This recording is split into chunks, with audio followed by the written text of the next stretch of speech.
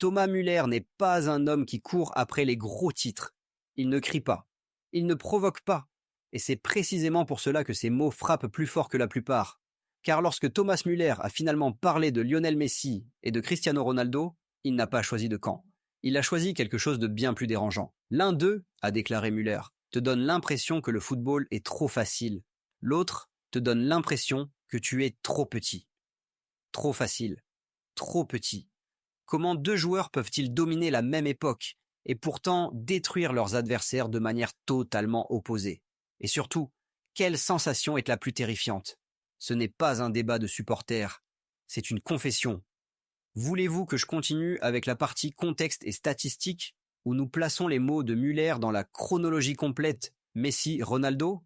Avant de commencer, si vous aimez les histoires de football profondes, les confessions réelles et les débats qui vont au-delà des buts et des trophées, assurez-vous d'aimer cette vidéo, de vous abonner à la chaîne Golden Lens et d'activer les notifications. Ce que vous allez entendre n'est pas du bruit, c'est une vérité venue de l'intérieur du jeu. Pour comprendre pourquoi cette confession a autant bouleversé de monde, il faut d'abord comprendre qui est réellement Thomas Müller. Ce n'est pas un showman, ce n'est pas un dribbleur qui vit pour les actions spectaculaires.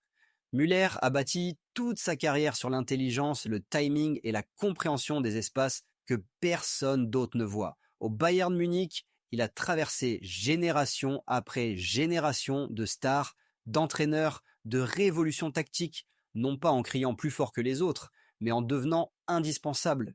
Il a tout gagné, Coupe du Monde, Ligue des Champions, titres nationaux, et à travers toutes ces années, une chose est restée constante. Müller a affronté les deux figures fondatrices du football moderne à la distance la plus proche possible. D'un côté, Lionel Messi, le joueur qui, même à 38 ans, continue de produire des chiffres absurdes. 71 implications dans des buts sur une seule saison. Un meneur de jeu et un finisseur réunis dans un seul corps, continuant de plier les matchs comme si le temps avait passé un pacte avec lui.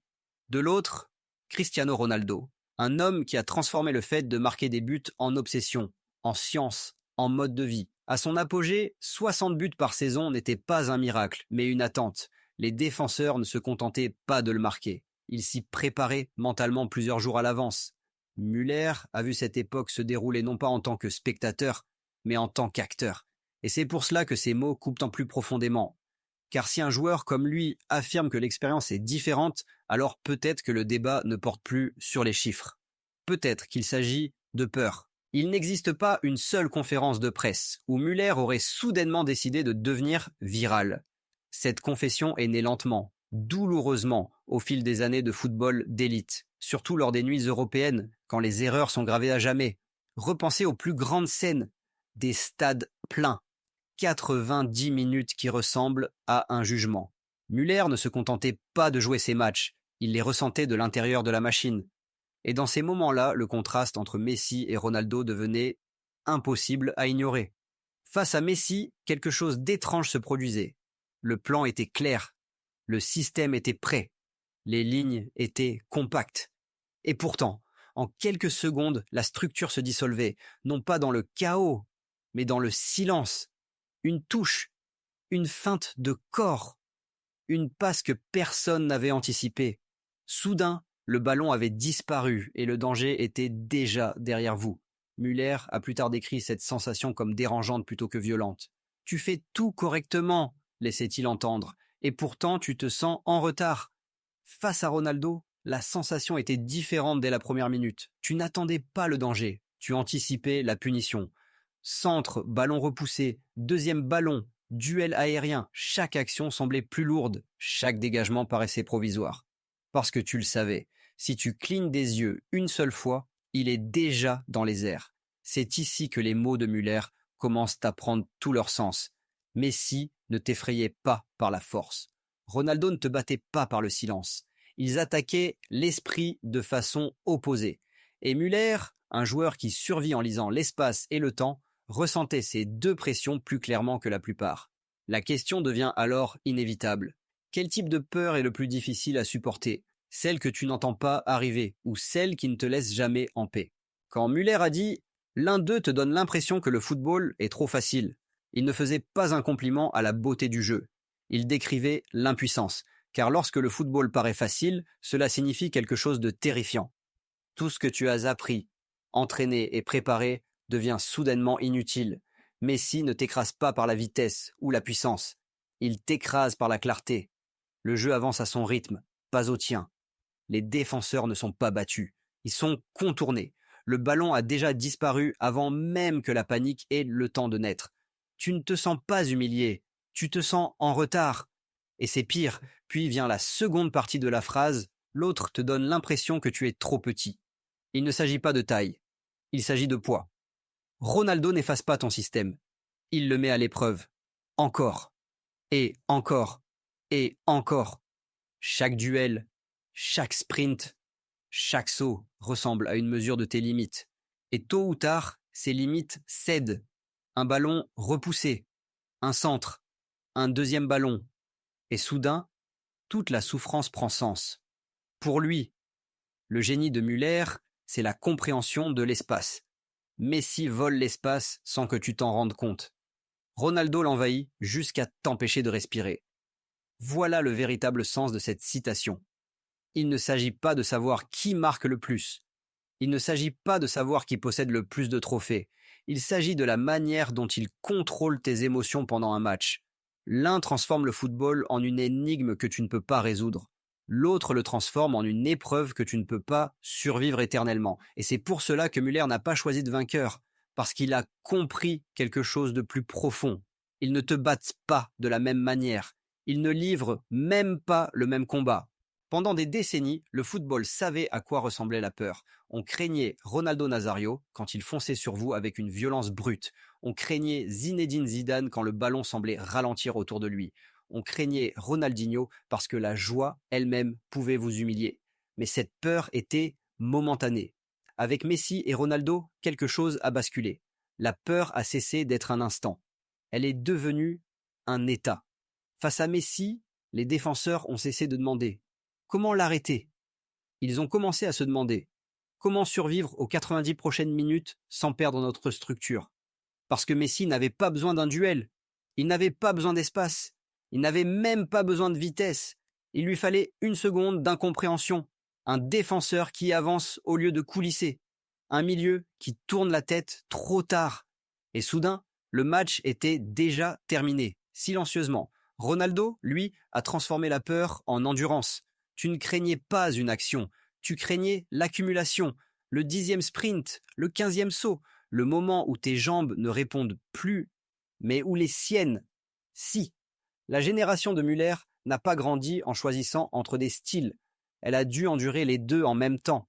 Un joueur qui réduisait le football à la géométrie et au timing. Un autre qui le transformait en siège physique et psychologique. Et c'est pour cela que l'ère Messi-Ronaldo n'a pas seulement redéfini la grandeur. Elle a redéfini ce dont les joueurs avaient peur. Pas le style, pas la réputation, mais l'inévitabilité. Alors la question n'est pas de savoir qui effrayait le plus les défenseurs. La vraie question est quel type d'inévitabilité te brise en premier.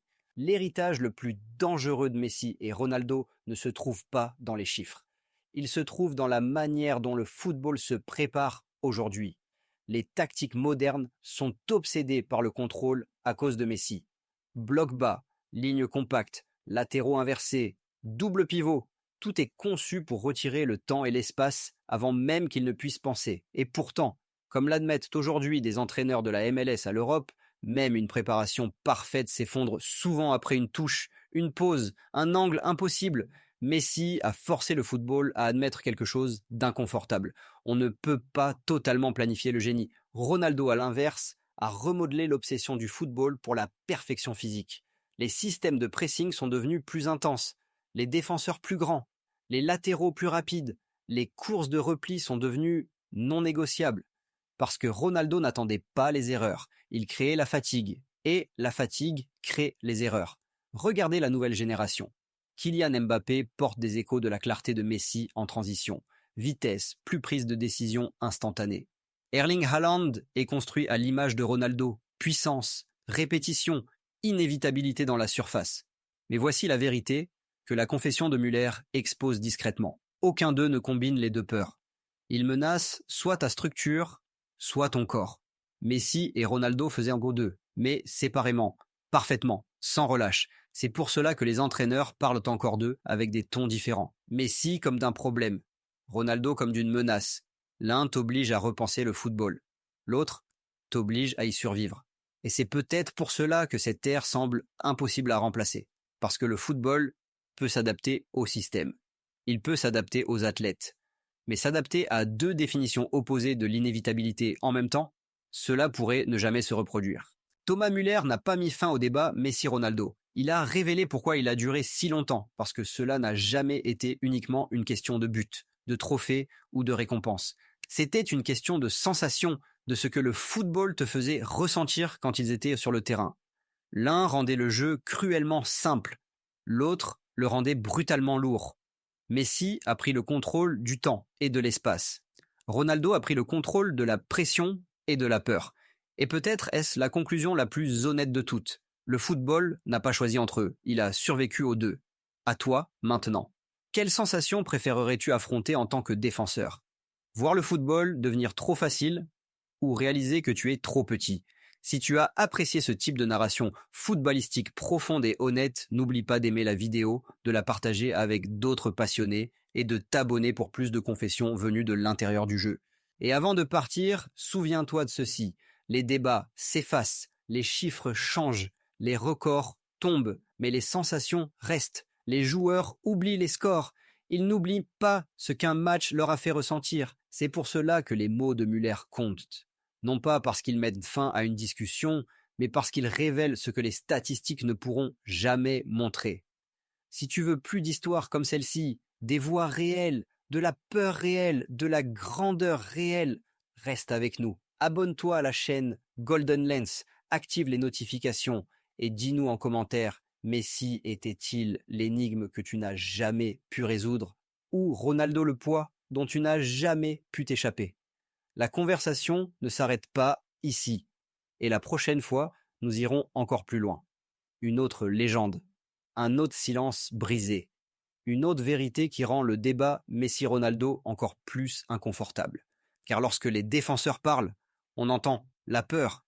Mais lorsque les cerveaux du milieu de terrain parlent, on entend l'inévitabilité. Reste prêt, parce que la prochaine confession ne parlera pas de but. Elle parlera de contrôle. À très vite. Continue le débat dans les commentaires. Partage cette histoire avec quelqu'un qui aime le football au-delà des statistiques. Et on se retrouve dans la prochaine vidéo.